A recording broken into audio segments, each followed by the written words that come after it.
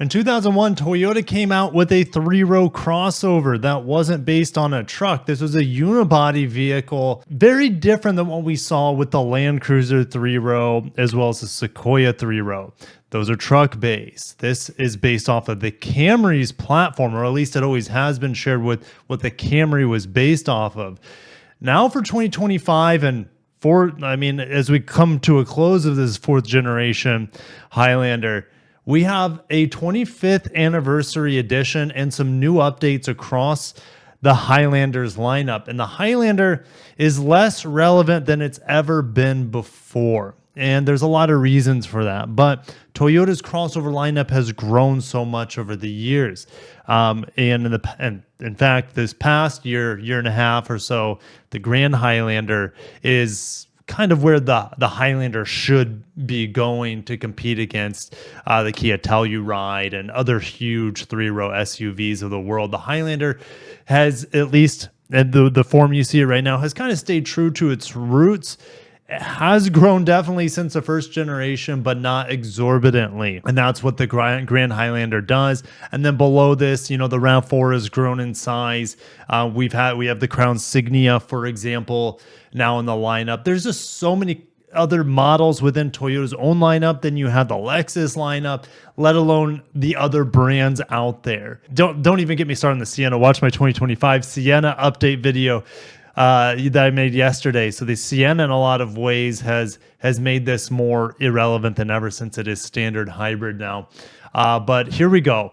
2025 Highlander with a special edition hybrid, and there are other updates outside of the special edition. So anytime when I see Toyota celebrating 25th special edition, it makes me wonder, is this pointing to a discontinuation of this model soon, or a new redesign coming soon? Look at the 40th anniversary of the 4Runner, and that was supposed to be the new generation, but we know that the 4Runner just keeps getting delayed. I'm hearing January now for media drive for the 4Runner, so stay tuned for that. But in the meantime, what is happening to the Highlander? I guess I'll try to tackle that at the end of this video. I can make a whole video by itself on where the Highlander is going in this crowded crossover world. We have a new Portobello colored leather trim interior. We've seen that on the Grand Highlander, if I remember correctly. JBL premium audio, seating up to 7, and panoramic view standard. That's all standard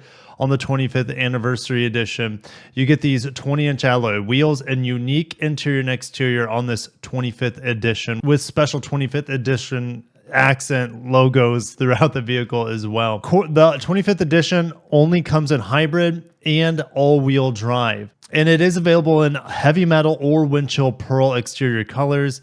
And here's a flex, but this flex is over because #1 retail midsize SUV for 8 years running, but with the volume completely diminished because of the introduction of the Grand Highlander made out of the same plant in Indiana. There's just no market for the Grand Highlander and the Highlander to have both huge volumes. In fact, Toyota would much rather have the Grand Highlander take up more sales volume because it's a higher ticket price item. It's going to make more profit for them. If you want to read more about the 25th anniversary edition, go ahead and pause here and read this highlighted information here. It is built on the limited grade, but it has a lot of that unique kit and finish for 25th anniversary with the special logos and brandings and whatnot. And since it's such a small volume, again, it's not worth me covering too much. Only 2,500 units produced for the US market. Canada might get some on top of that 2,500 units, or they might not get any at all. I wouldn't be surprised. It's going to be hard to get or hard to find for this 25th anniversary edition. And look how much the sales have begun to fall on this model. It hit its peak in 2021 before the introduction of the Grand Highlander. That's just so many units, 264,000 units, and then down to 222 in 2022. That's a lot of twos. Then down to 171 in 23. And here in 2024, it's probably going to be around 140,000, maybe more with the stop sale of the Grand Highlander. Maybe they'll try to pump up Highlander sales instead, but only 2,500 of, let's say, 125,000 or whatever it's going to be are going to be that special anniversary edition. For the remainder of the Highlander buyers outside the 25th anniversary edition, which is going to be 99% of you guys out there, somewhere around there, the lineup changes include Highlander HEV models coming with standard all-wheel drive, so electric motor in the back.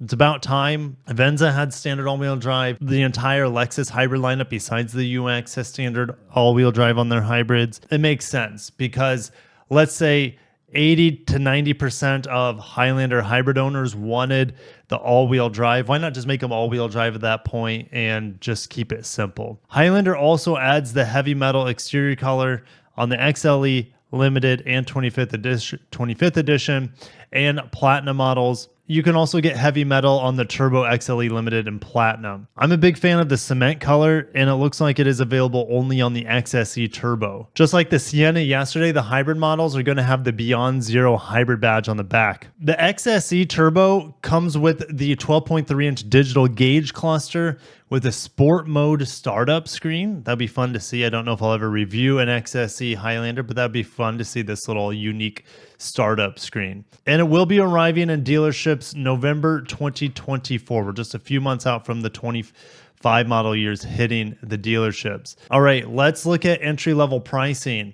Entry-level pricing on the Sienna went up quite a bit. I think it was like $1,500 from year over year. So we're going to look up 2024 Highlander MSRP, and we're going to compare 39,270. So it doesn't look like it got the big price creep that the Sienna got. I mean, what is that, $150? 39,520 minus 39,270.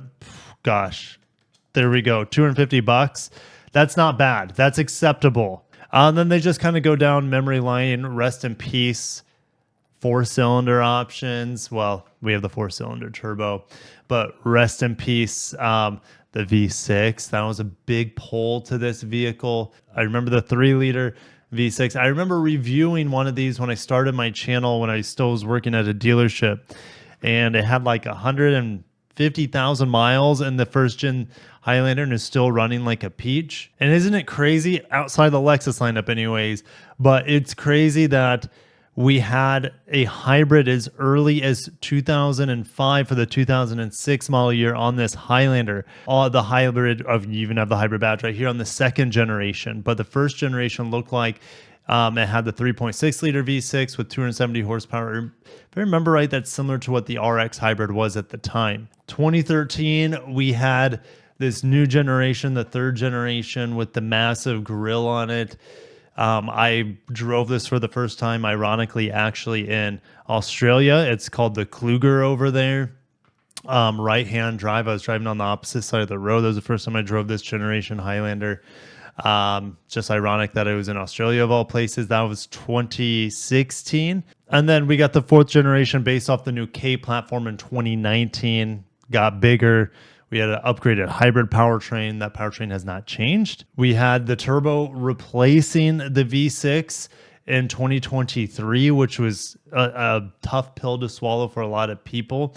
And I'm going to put the link down in the description if you want to read about every single trim level here. It would take me another couple hours. I mean, we still have a nightshade edition on this model. The interior, it's looking kind of dated at this point. Absolutely, this is looking really chunky, but hey, it's functional. I like the knobs. I like the physical buttons, the 12-inch screen here, and the volume knob. And then you have this larger MID in the back on certain models, right? The 12-inch screen back there. The standard screen is still a tiny 8-inch screen. And at least the Highlander has Toyota Safety Sense 2.5, plus the Sienna just has 2.0.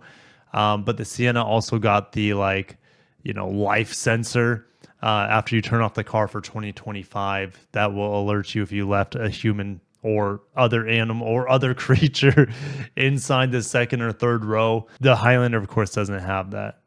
Blind spot monitor, rear cross traffic alert is standard on all Highlander models. All right, so I'm just going to briefly talk about where I think the Highlander is going. So let's get into that. I think the Highlander maybe has another year or two left in production. Again, it came out in 2018 as a 2019 model year. So we're getting close to the end of its life cycle.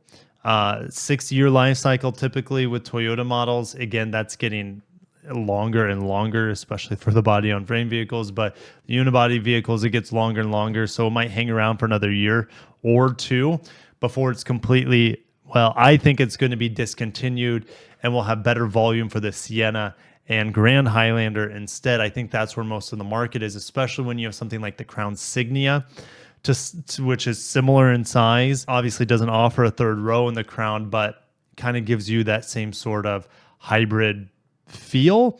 Well, I know this comes in a turbo, but the Signia does not, right? So that's, I guess, a trade-off. But hey, I think the design on the newest Highlander has never been its strong suit. I think it might be the worst looking Highlander out of all the generations.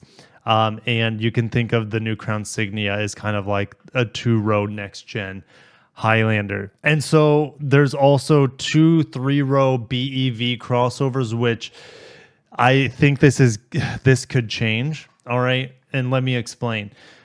There are rumors suggesting that the Highlander will be made fully as a battery electric vehicle coming out of the Kentucky plant.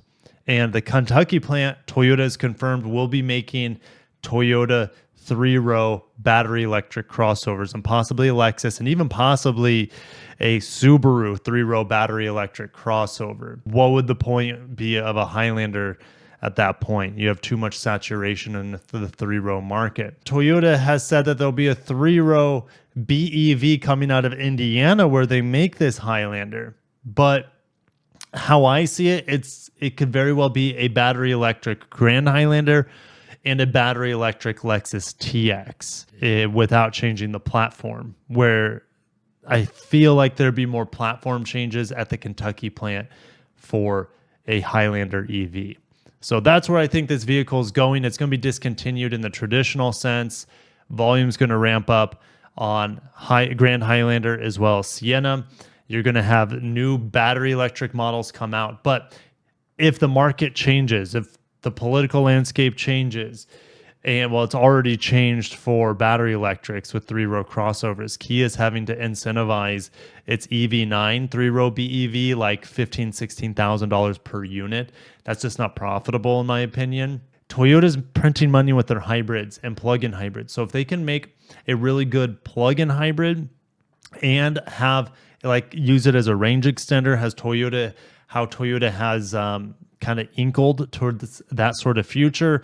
You have a small internal combustion engine, a larger battery pack. So let's say you have 100 miles of EV range, and then you have this little onboard range extender that can take you an additional 300 miles, something like that. I think that's where Toyota could very well go instead of going full battery electric. Toyota's strength is not BEVs. It could be and will be in the future, but now and in the near future, BEVs are not their strength. They need to focus on just milking this hybrid game that they do better than arguably anyone else. And I think having a battery electric focused with a Highlander with a range extender on it could be just a huge success for them. But I want to see what you guys have to say down below about what you think about the future of the Highlander is. Take what I said about the future of the Highlander with a grain of salt. That's just what my gut is telling me. I have some sources, but again, things are a bit murky right now with the changing of the EV landscape. So I'm going to shut it down. Thank you guys. Long live the Highlander. And I can't wait to see your guys' memories in the comment section with Highlanders throughout the 25 years it's been around. Thank you guys. Have a great day and peace.